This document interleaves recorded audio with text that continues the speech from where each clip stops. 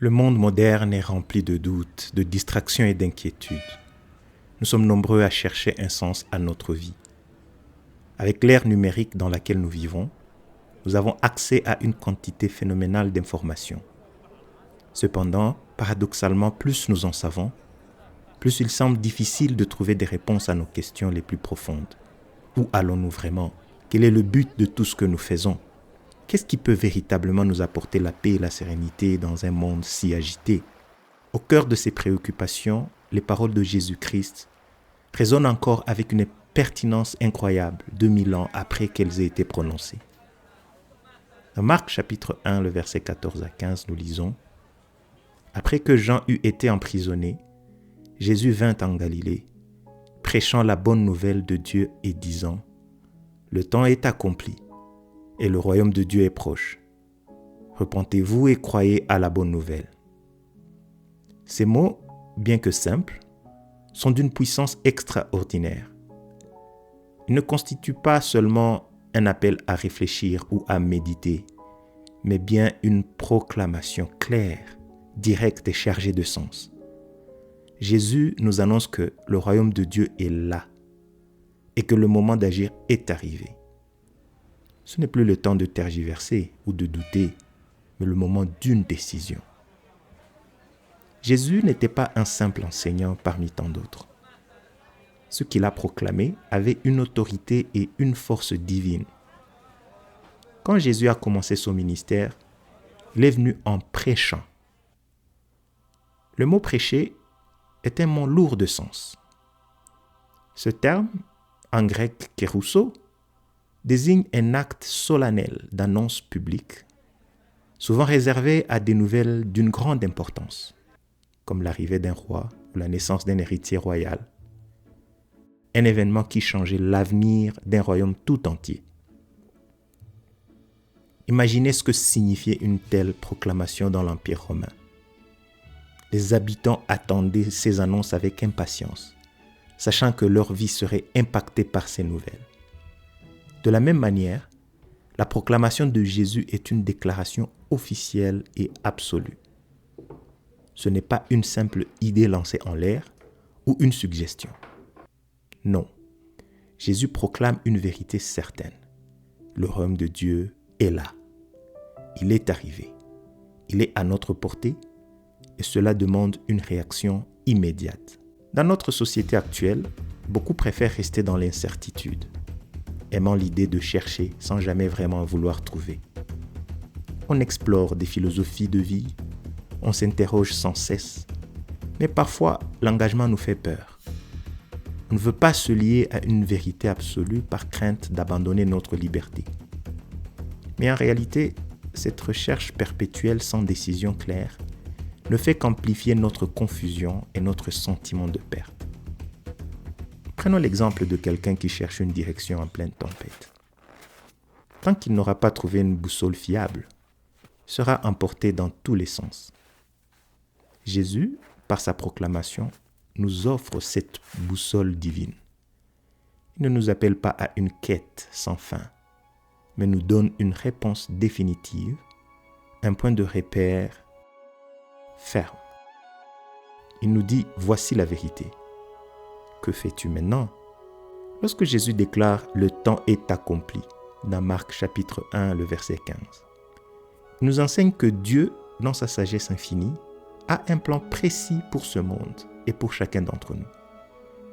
Depuis la chute de l'homme dans le jardin d'Éden, Dieu a élaboré un plan parfait pour restaurer sa création.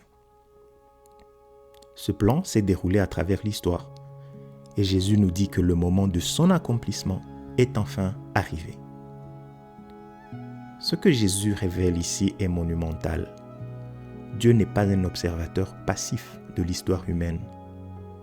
Il n'attend pas simplement que nous trouvions notre chemin dans un labyrinthe de souffrance et de confusion.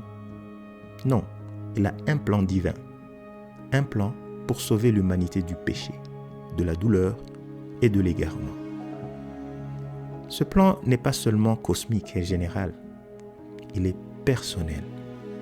Il concerne chacun de nous. Pensez à un réalisateur de cinéma. Avant de commencer un film, il a un scénario bien préparé avec des scènes, des rebondissements et une fin parfaitement planifiée. De la même manière, Dieu a écrit l'histoire de la rédemption du monde et dans cette histoire, chaque instant est orchestré avec une précision divine. Rien n'est laissé au hasard.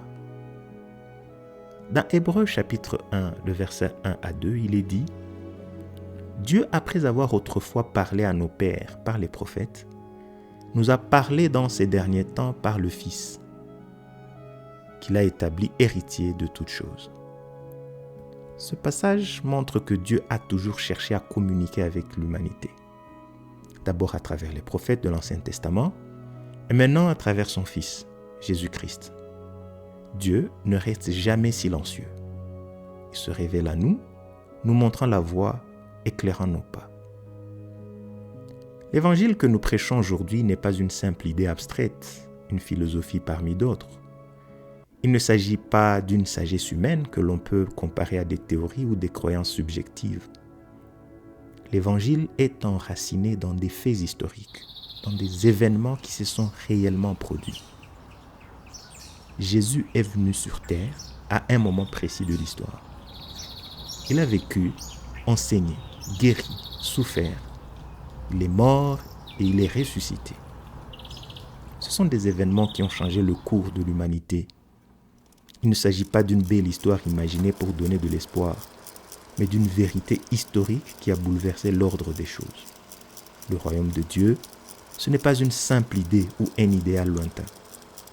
C'est une réalité qui est manifestée avec la venue de Jésus et qui continue à agir aujourd'hui. Prenons l'exemple de l'histoire de la résurrection de Jésus. Ce n'est pas une simple métaphore pour signifier la victoire du bien sur le mal. Non, c'est un événement historique attesté par de nombreux témoins. Jésus est vraiment ressuscité d'entre les morts. Et cela prouve que Dieu a vaincu la mort et que la vie éternelle est offerte à tous ceux qui croient en lui. Regardons maintenant autour de nous. Notre monde est plein de défis, guerre, injustice, pauvreté, maladie. Les hommes essaient de trouver des solutions à ces problèmes depuis des siècles. Les gouvernements créent des lois, les scientifiques développent des technologies, les philosophes proposent des idéologies.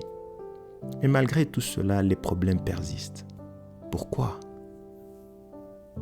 Parce que les solutions humaines, aussi bonnes soient-elles, sont limitées.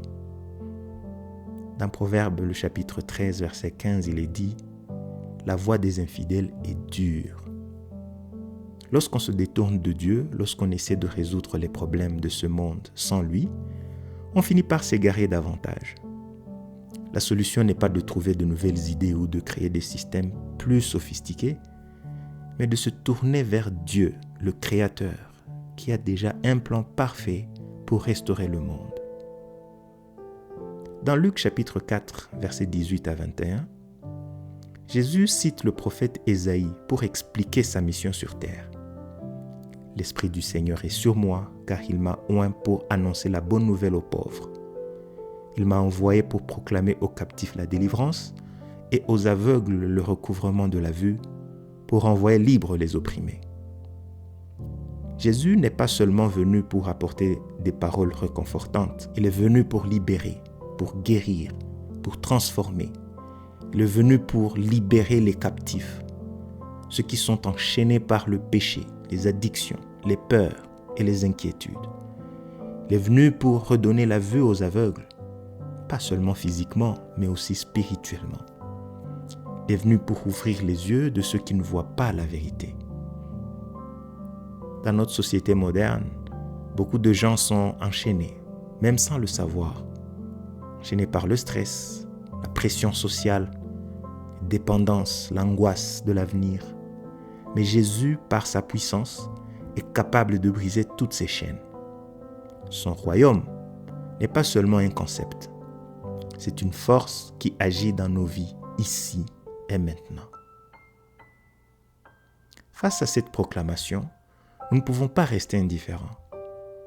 Jésus appelle chacun de nous à répondre.